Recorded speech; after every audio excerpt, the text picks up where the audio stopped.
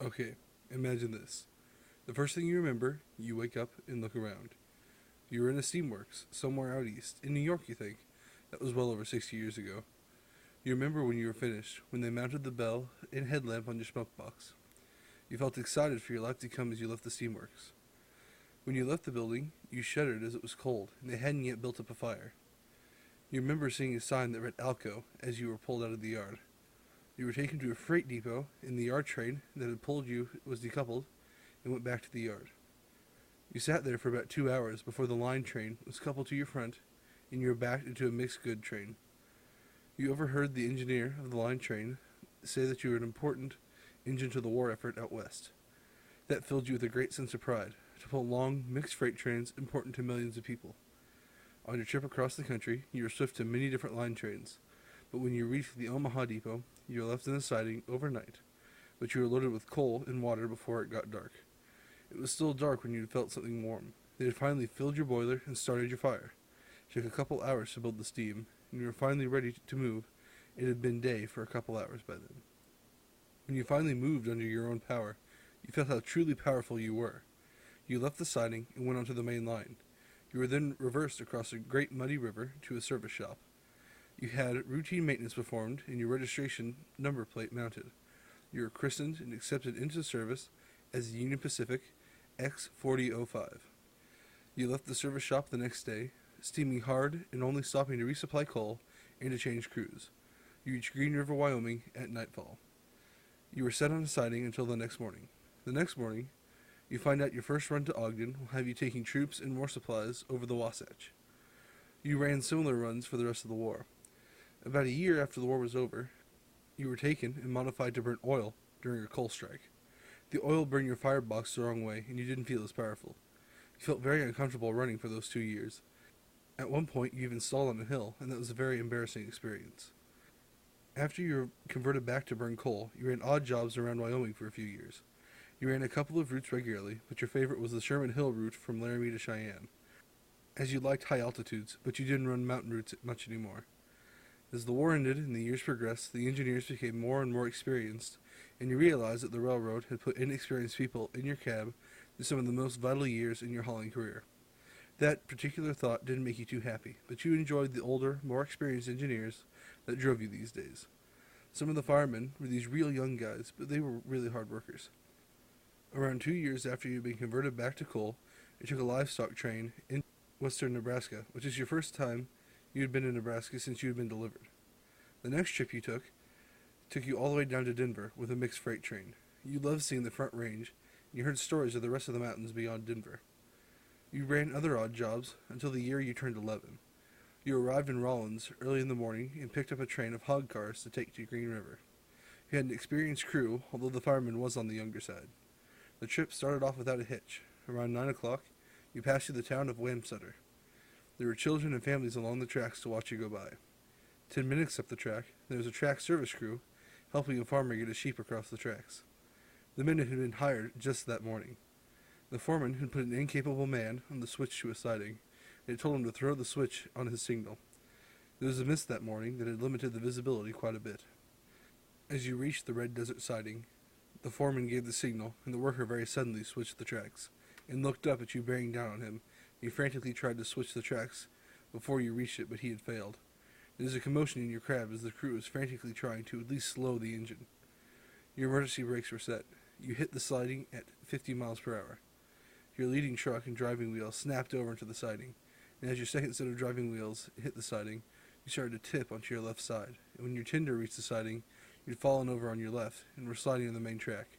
Your tender didn't stop so easily, and it continued to travel forward into the cab, destroying it, and suddenly the commotion in the cab had stopped. The rest of the cars hadn't yet.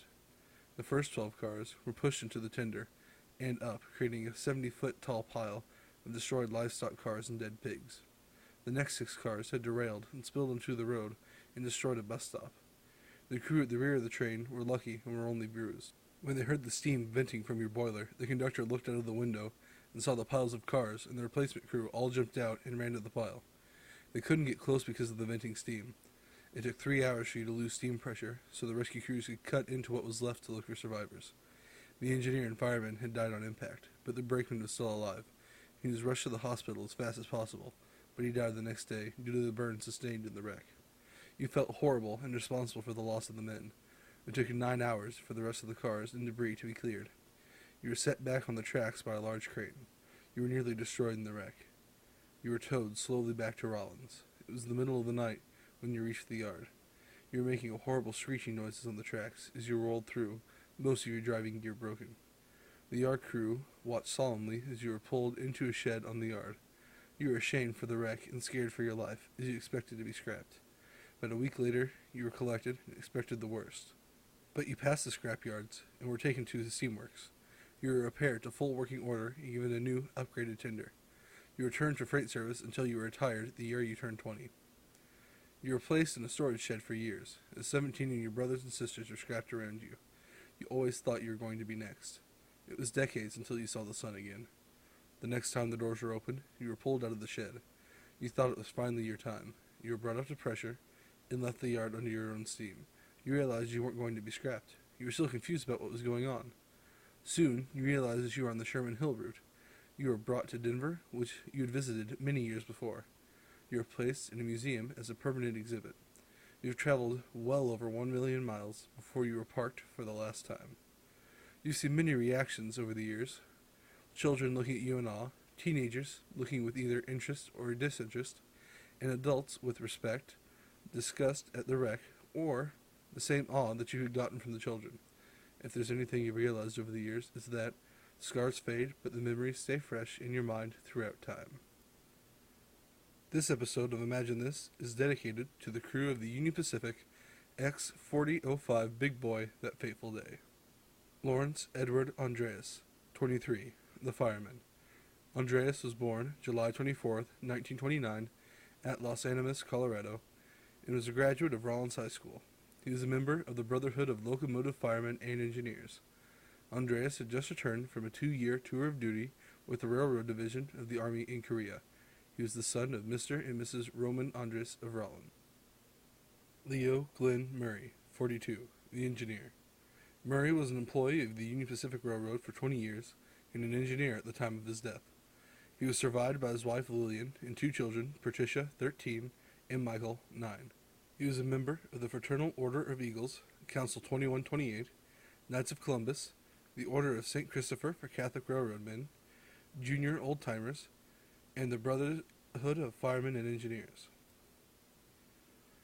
James Robert Anderton, 36, the brakeman. Anderton was born April 17, 1917, in Robertson, Wyoming.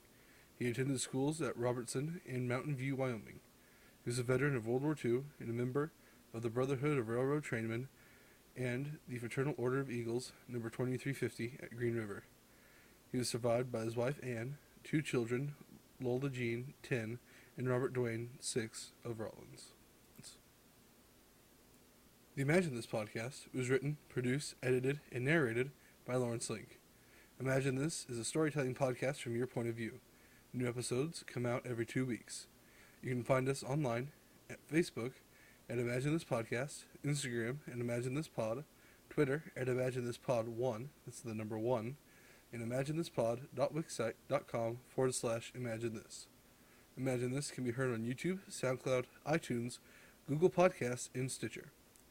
Thank you for imagining the story with me, and I hope you enjoyed this special tribute episode of Imagine This.